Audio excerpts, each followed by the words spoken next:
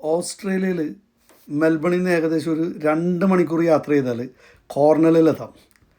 ഈ കോർണലിലൊരു കനോല വോക്കുണ്ട്. ഒരു ഇടിവെട്ട് seasonal experience ആണ്. അവിടെ സ്വർണ്ണ നിറത്തിലുള്ള കനോല ഫീൽഡ്സിൻ്റെ നടുക്കൂടെ നടക്കുക എന്ന് പറയുന്നത് ഒരു ഭയങ്കര അട്രാക്ഷനാണ്.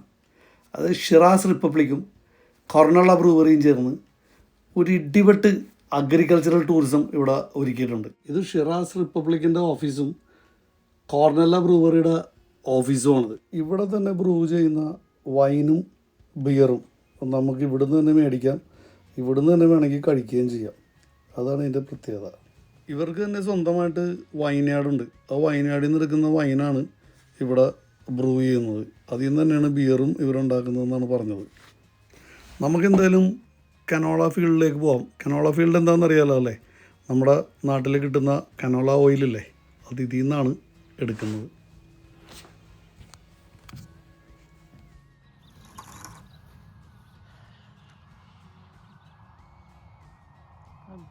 Beautiful place.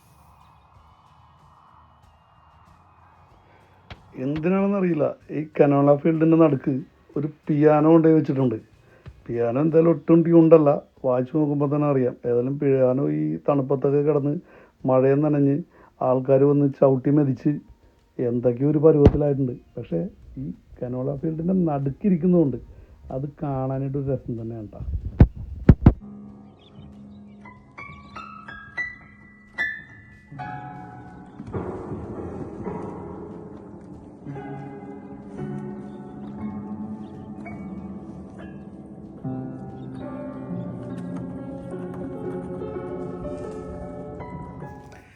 കൊല്ലത്തിലൊരു ചെറിയ കാലഘട്ടത്തിൽ മാത്രമേ ഇത് തുറക്കുള്ളൂ. അതായത് ഇത് ഈ കനോള പൂക്കുന്ന സമയത്ത് മാത്രമേ തുറന്നിട്ട് കാര്യമുള്ളൂ.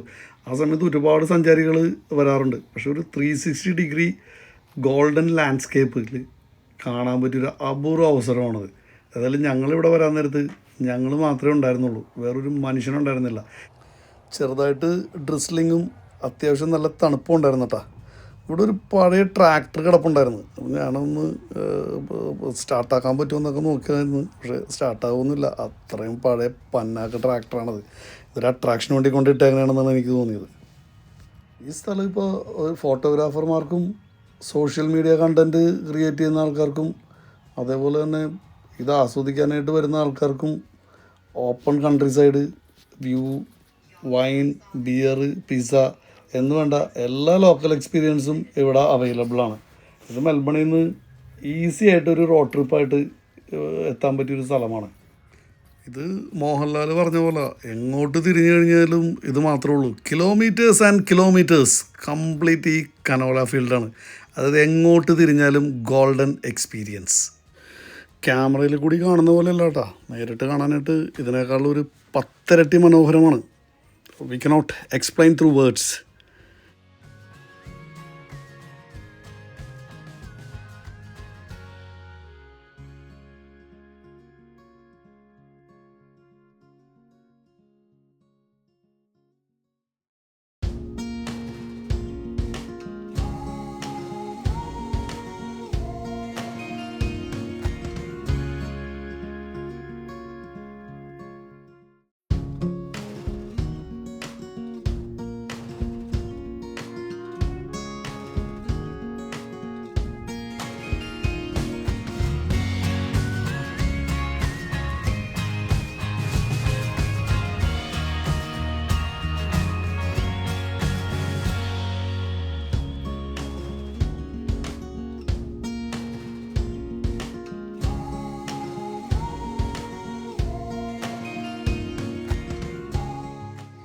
ഇത് ഇവരുടെ തന്നെ വൈൻയാർഡാണ്.